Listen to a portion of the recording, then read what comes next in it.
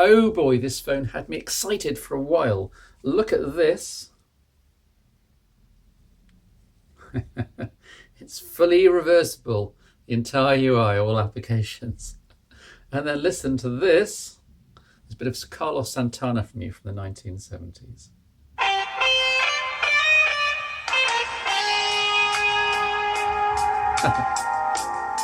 These stereo speakers you're hearing are JBL branded, and second only to the Marshall London in terms of quality and volume. Amazing. Why can't every phone generate this sort of audio? Add in the price of around £150 including VAT and some decent other specs including NFC, LTE, double tap to wake, a 13 megapixel camera and a stylish solid build, and you have to wonder what the catch is for this genuinely phone-sized phone. You see, there is a catch. This is the Alcatel One Touch Idol 3 4.7 inches, referring to the screen size there at the end. There's also a 5.5 inch screen version. It comes in two sizes, a la the iPhone 6 range. And the specs of the latter are pretty decent, with Snapdragon 615 chipset. Think Vodafone's Smart Ultra 6 for a comparison. 2 gig of RAM, 16 gig internal plus microSD, 1080p display resolution, almost a 3000 mAh battery, albeit for closer to £200. And you'd have thought that most of this would carry through to the smaller, more pocketable version, Xperia Z5 compact style. Sadly, no. I should emphasise that specifications aren't everything, that the Idol 3 4.7 is still a great little Android smartphone, Moto G style, for the man in the street. But for anyone wanting to get more and go further with a smartphone, it's a little disappointing to see Alcatel drop the specs for this compact version down to a Snapdragon 410, 1.5 gig of RAM, a 720p screen, only 8 gig of internal storage for goodness sake, and a 2000 mAh battery. These cuts, they feel unnecessary. They've gone too far. The plastic used is faux metal, very nice textured and feel all round, nicely rounded corners.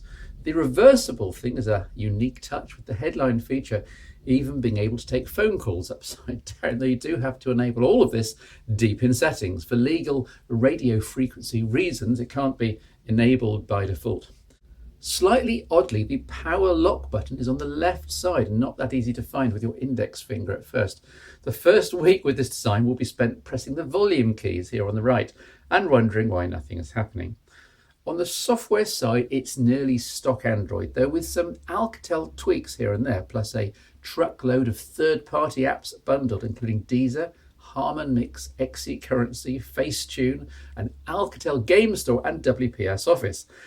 Plus SwiftKey included as well, by far the most useful addition. You can uninstall anything you don't want to see, though, thankfully. The Idol 3 4.7 is a charming little phone and an easy recommend for a regular user, especially if they like their FM radio, YouTube, podcasts, sat-nav, or whatever nice and loud.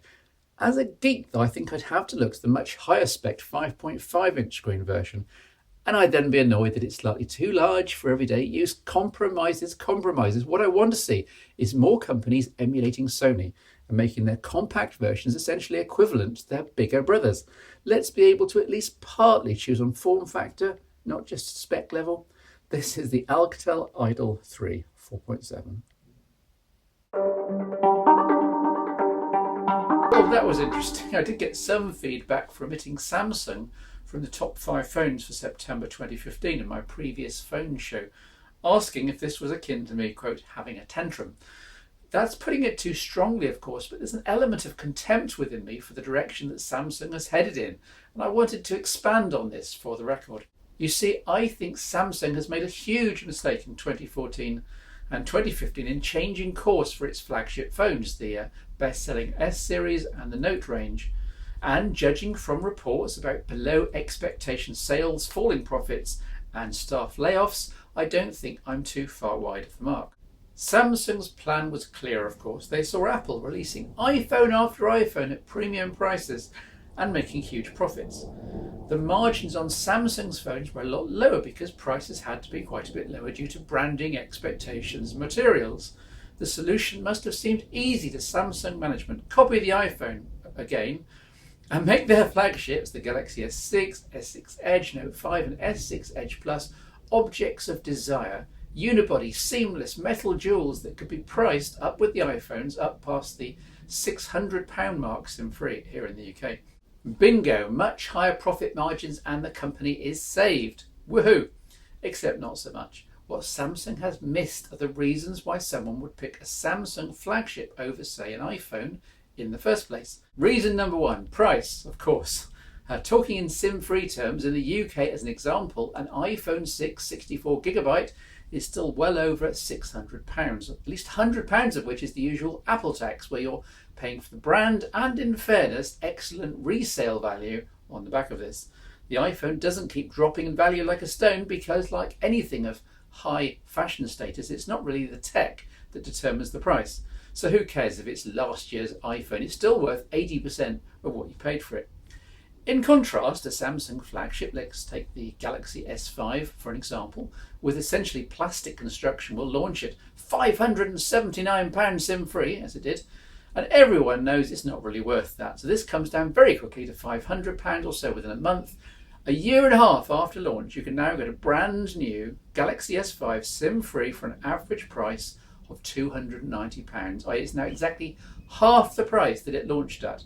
And second-hand prices are terrible. You'd be lucky to get £160 for an S5 in good condition, not much more than a quarter the launch price. Does Samsung's move into premium materials improve things? Well, not really. They may look very pretty, but as the Apple adverts say, if it's not an iPhone, it's not an iPhone, especially if it's made by Samsung. The drop in prices is just as dramatic, as if less expensive materials have been used. Taking on Apple at the premium price game is a no-win situation. The cult of Apple is all pervasive and Samsung is on a hiding to nothing. Reason number two, flexibility. The iPhone didn't actually pioneer the idea of a sealed phone with no access to battery or storage, but it certainly popularised it. Of course, for much of the phone market, they wouldn't know a micro SD card if they spotted it on the carpet. It'd get hoovered up with the dust. But for anyone discerning, the geeks and professionals like me and you, being able to expand the storage to fit a music or video collection, to be able to shoot as many photos and videos as you want, to be able to move large files around instantly, having a micro SD slot is incredibly handy. The absence of such tech may not be a showstopper, but it's, as I say, handy. Ditto access to the phone's battery. Again, I and many others have lived with phones with sealed batteries many times, and it's not the end of the world. But I've also worn out several phone batteries, plus it's so handy, there's that word again, to be able to buy a new battery and simply swap it in after a couple of years, or to have a charged spare in the car glove box for emergencies. And hey, you all remember Samsung's airport ads lampooning Apple users for being tied to charging points while the S5 owner casually pops in a new battery. Samsung was always the watchword, the watch brand, if you like, for this sort of flexibility. You buy a Samsung, you get a bit more plastic, you have to endure the still a bit cartoony TouchWiz, but you also get the peace of mind about battery and storage. And now, not so much. There's no touching or replacing or servicing the S6, Note 5, etc's batteries. There's no inserting micro SD storage. In fact, there's no flexibility of this kind over the whole of Samsung's top-end models. Put both reasons together, and why on earth would anyone now recommend or buy a Samsung flagship? If you wanted a fast, flexible Android smartphone, there are now a ton of models from competitors from £100 up to £400 SIM-free at every specification level, and many with the flexibility mentioned just now, making those inflexible Samsung's iPhone-esque £600 to £700 price points somewhat absurd. In my opinion anyway. This was why I chose no Samsung phones in my last top 5. The last great Samsung was the Galaxy Note 4, and maybe I should have edged that into the reckoning. I do hear whispers on the grapevine that Samsung is backpedaling and will bring the microSD facility at least to the Galaxy S7. I tell you, it'll be written on my gravestone, Steve was right.